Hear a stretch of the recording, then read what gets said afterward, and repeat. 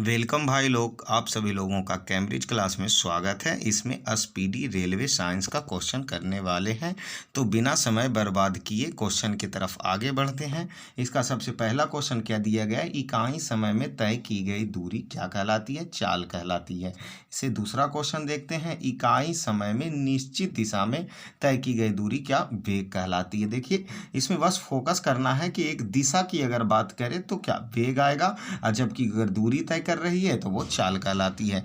आगे देखिए क्वेश्चन क्या दिया गया, सदिश राशि के बारे में इसमें पूछा जा रहा। सदिश राशि में परिणाम और दिशा दोनों होती है, जबकि अदिश राशि में केवल परिणाम होते हैं। आगे देखिए क्या पूछ रहा है, चाल एक कैसी राशि है? तो चाल एक यहाँ अदिश होंगे और चाल एक अदिश राशि है, जबकि वेग एक कैसा राशि है? वेग एक सदिश राशि है।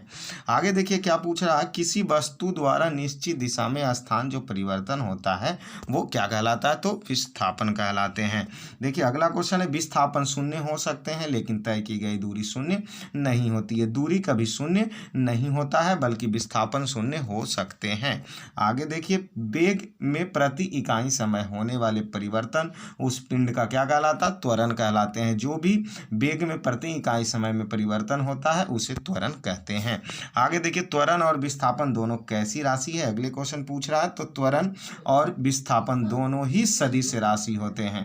आगे देखिए पूछा क्या जा रहा, न्यूटन के प्रथम गति के नियम के अनुसार, मतलब न्यूटन का प्रथम गति नियम क्या कहता है कि कोई वस्तु गतिशील है तो वह गतिशील और स्थिर है तो स्थिर ही रहना चाहिए जब तक उस पर कोई बाहरी बल कार्य ना करे। ये न्यूटन का पहला नियम है।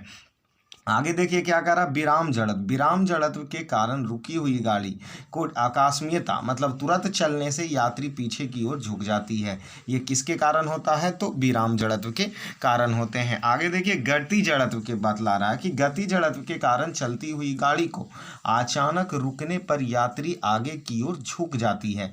मतलब जब गाड़ी चलती रहती है और वो डायरेक्ट रुकता है तो यात्री आगे की ओर झुक जाती है, जो कि किस जड़त्व? तो गति जड़त्व के कारण। आगे क्वेश्चन देखते हैं, इसमें फिर से विराम जड़त्व का जिक्र किया है कि विराम जड़त्व के कारण डंडे से प्रहार करने पर कोट की धूल झड़ जाती है। मतलब कोई भी कपड़ा, या दुकानदार देखते हैं एक छोटा सा डंडा लेके कपड़ा जो झाड़ते रहता है उस पर जो धूल रहती है वो झड़ता है, वो किस जड़त्व के कारण? तो विराम जड़त्व के कारण ऐसा होता है। देखिए अगला क्वेश्चन कह रहा है, न्यूटन के प्रथम गति नियम से किस चीज का परिभाषा? तो बल का परिभाषा उसी से मिलता है। देखिए अब बल का परिभाषा पूछा है। बल क्या है? तो देखिए बल वह भौतिक कारण है जिसे किसी वस्तु पर लगाकर उसकी अवस्था में परिवर्तन लाता या लाने का चेष्टा करता हो, उसी को क्या कहेंगे? बल कहेंगे। आगे देखिए क्वेश्चन क्या पूछ रहा है, किसी पिंड द्वारा इकाई समय में ध्रुवांतर पर बनाया गया कोण कोणीय वेग कहलाती है। आगे देखिए क्या पूछा है, कोणीय वेग का मात्रक क्या होता है? कोणीय वेग का जो मात्रक होता है वह रेडियन प्रति सेकंड होते हैं। आगे देखिए, न्यूटन के प्रथम नियम को जड़त्व का नियम भी कहा जाता है या गैलीलियो का नियम भी कहा जाता है। देखिए अगला क्वेश्चन है कि अब किसी वस्तु की मात्रा और वेग के गुणनफल को समवेग कहते हैं। आगे क्वेश्चन देखिए क्या दिया है, न्यूटन के द्वितीय गति नियम के अनुसार क्या होता है? किसी वस्तु के संवेग में परिवर्तन की दर उस वस्तु पर आरोपित बल के समानुपाती तथा द्रव्यमान के व्युत्क्रमानुपाती होता है, और त्वरण की दिशा बल की दिशा में होती है, और यही न्यूटन का द्वितीय गति के नियम है। आगे देख लेते हैं, न्यूटन के द्वितीय गति नियम से क्या प्राप्त होता है? तो बल का व्यंजक हम सब लोगों को न्यूटन के द्वितीय गति के नियम से प्राप्त होता है। आगे देखिए क्वेश्चन क्या दिया गया है, यदि कोई बल किसी वस्तु पर बहुत ही कम समय तक कार्यरत रहे, बल और समय के गुणनफल क्या कहेंगे? तो आवेग कहेंगे। मतलब किसी वस्तु पर बल तो लगाए हैं लेकिन कुछ समय के लिए लगाया गया है, कार्यरत है, तो उसी को आवेग कहते हैं। तो आगे का क्वेश्चन देखते हैं, जिस बल का परिणाम शून्य नहीं होता है उसे असंतुलित बल कहते हैं। मतलब परिणाम शून्य नहीं हो उसे असंतुलित बल कहेंगे।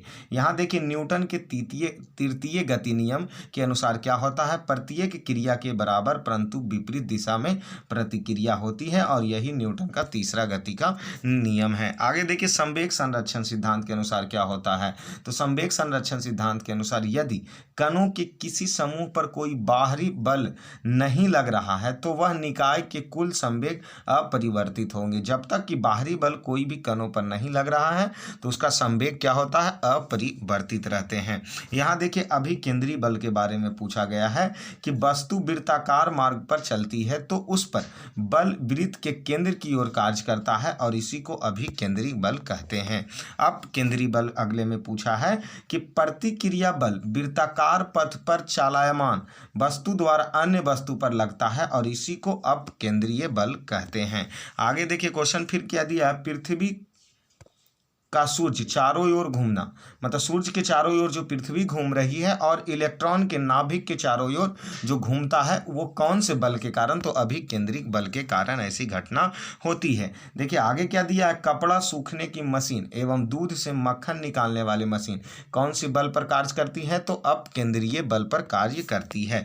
आगे देखिए क्या दिया गया, बल द्वारा एक पिंड को एक अक्ष के परित घूमने की प्रवृत्ति क्या कहलाती है, बल आघूर्ण कहलाती है।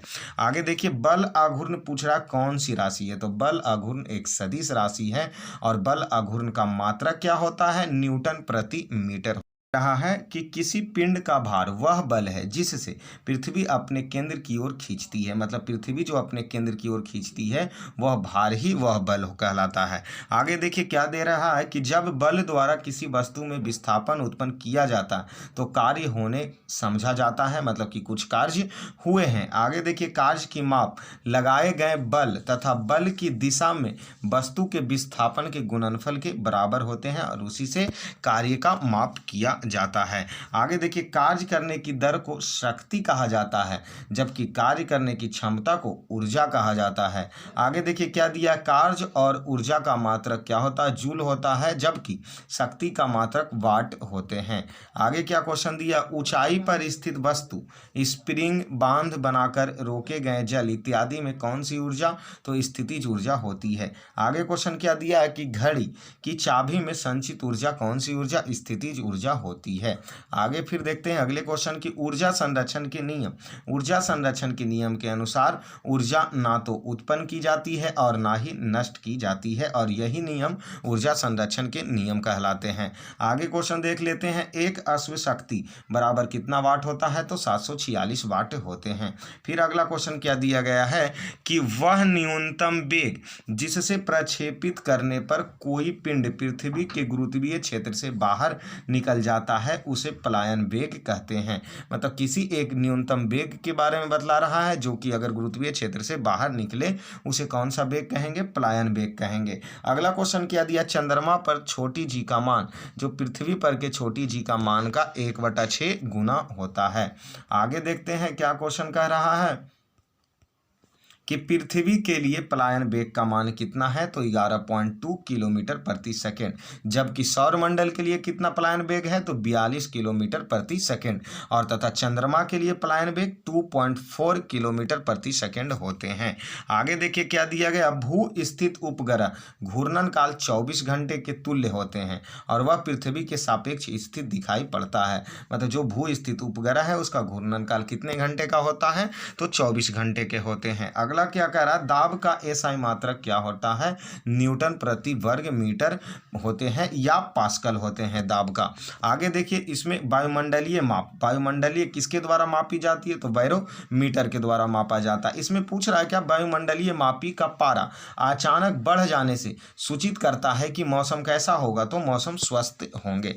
आगे क्वेश्चन दिया है कि पृष्ठ तनाव के कारण वर्षा की बूंदें कैसी होती है, गोलाकार होती है एवं सेविंग ब्रश के जल से निकलने पर इसके केस आपस में सटते हैं, तो ये दोनों घटना पृष्ठ तनाव के कारण ही होता है। आगे देखिए क्या दिया, केसी तत्व के कारण लालटेन की बत्ती तेल ऊपर चढ़ती है जो कि कौन क्रिया, केसी तत्व क्रिया कहलाती है। आगे देखिए क्या दिया गया, ब्लॉटिंग पेपर से स्याही सुखाया जाना भी किसी तत्व क्रिया का ही उदाहरण है। आगे देखिए क्या दिया गया, अनुदैर्घ्य तरंग।